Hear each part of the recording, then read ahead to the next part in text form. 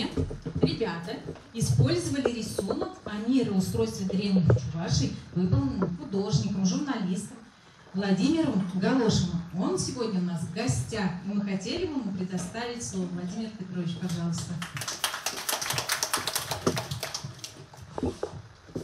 Урегун, добрый день.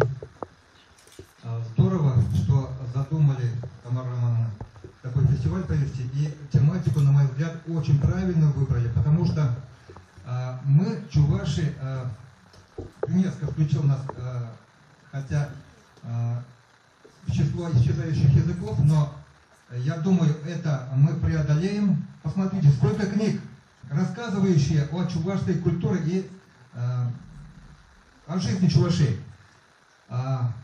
Это бескрайнее море, бескрайний океан. Дети должны знать свою историю, свою культуру.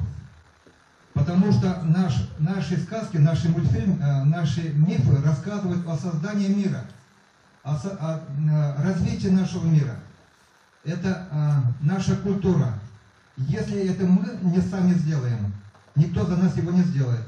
Здорово, что ребята подключились в это дело. Это, конечно, заслуга в первую очередь их педагогов.